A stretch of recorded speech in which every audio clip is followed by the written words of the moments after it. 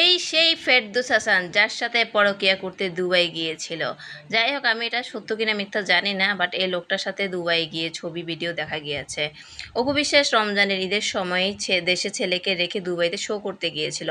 তখন হাতে মেহেদিও পরেন, লাল জামদানি শাড়িও ছিল। সেগুলো কিন্তু এমনি এমনি নয়।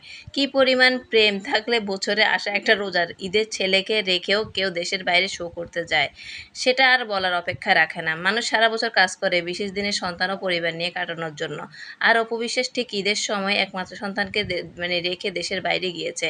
সেটাই তো আর এমনি এমনি না। পাবলিককে ধোঁকা দেওয়ার জন্য আবার একটা স্ট্যাটাসও দিয়েছিল যে সে বিদেশে থাকলেও সন্তান তার বাবার কাছে আছে।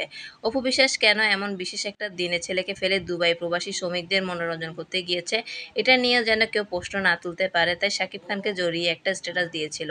কোরবানির ঈদেও মাংসটাও কিন্তু সেই বিশেষ মানুষের জন্য রান্না করেছিল। এখন তো প্রমাণিত, সেই দুবাইয়ের প্রেমিক ফেরদৌস হাসান এসে খেয়েছিল বিশেষ মানুষটা, স্পেশাল মানুষটা, আর সবাইকে বোকা বানাচ্ছে শাকিব খানকে নিয়ে। অপু বিশ্বাসের মন মানছে না আর পরকীয়া প্রেমিকের কাছে যাওয়ার জন্য, তাই সাকিব বুবলির ছবি পোস্ট করার অজুহাতে নিজে কাজ সেরে ফেলবে এমন একটা আশঙ্কা তৈরি হয়েছে। সে এখন স্যাড স্যাড স্টোরি দিচ্ছে, তার পরকীয়া প্রেমিককে মিস করছে। বুবলির ছবি পোস্ট করার পর দেশের সাধারণ মানুষ সাকিব বুবলির সম্পর্ক জেনেছে। অথচ অপু বিশ্বাস কিন্তু আরো আগে থেকে জানতো যে সাকিব বুবলি প্রায় এক ছাদের নিচেই থাকে। এটা জানা বা জানে এবং দেখার পর অপু বিশ্বাসের কখনোই সাকিব খানের জন্য অপেক্ষা করবে না। শুধু সিম্পেথি পাওয়ার আশায় এবং বুবলিকে যন্ত্রণা দিতে সব না জানার ভান করেছিল। আর পাবলিককে বলেছে বুবলি ভিলেন, সে নায়িকা। আর তলে তলে বয়ফ্রেন্ডের সাথে সিঙ্গাপুর ঘুরে এসেছিল। এটা কিন্তু সোশ্যাল মিডিয়া এখন মোটামুটি সবাই জানে, আর এটা খুব রিসেন্টলি ফেরদৌস হাসানের ওয়াইফ উন্মোচন করবেন। যাই হোক যাই হোক, অপু বিশ্বাস যখন জয়কে নিয়ে শাকিব খানের কাছে আমেরিকা গিয়ে ঘুরে এসে মিনিটে মিনিটে ছবি ও ভিডিও পোস্ট করেছে।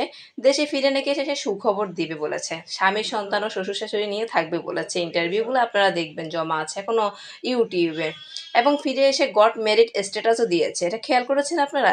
তখন বুবলি কিন্তু তিল পরিমাণও রিয়েক্ট করেনি এবং শাকিব খানের সাথে সম্পর্কের বিষয়ে হতাশা প্রকাশ করেনি। বুবলি ধৈর্য ধরে থেকেছে, সুন্দর সময়ের অপেক্ষা করেছে এবং নিজের ভালোবাসার প্রতি আস্থা রেখেছে। এমনকি নাগরিক টিভির দীর্ঘ ইন্টারভিউ এটাও বলেছে যে সাকিবকে না পেলে অন্য সম্পর্কে জড়ানোর ইচ্ছাও নেই। তাহলে অপু বিশ্বাস কেন এত উতলা হয়ে উঠেছে? সে কেন রিয়েক্ট না করে থাকতেই পারছে না? অপু বিশ্বাস অপু বিশ্বাস অপু বিশ্বাস কোনো ক্লাস নাইনের নিব্বির মতো এমন ছিচকাদনি মার্কা স্টোরি দিচ্ছে বলেন? বরাবর মতন পাবলিককে বোকা বানানোর ধান্দায় নাকি আলোচনায় থাকার আশায়, আরও এক সমুদ্র পরিমাণ সিম্পেথি পাওয়ার আশায় এমন করছে ছিচকাদনি স্টোরি দিয়ে, নাকি আড়ালে থাকা কোনো অবৈধ সম্পর্ক সামনে চলে আসার সম্ভাবনা দামাল দিতে আগাম আয়োজন করে রাখছে? মনে রাখবেন, অপু বিশ্বাস কিন্তু নিজের চোখে সাকিব এবং বুবলির কোয়ালিটি টাইম স্পেন্ড করতে দেখেছে। সাকিব বুবলির সম্পর্ক কিন্তু অপু বিশ্বাসের অজানা নয়।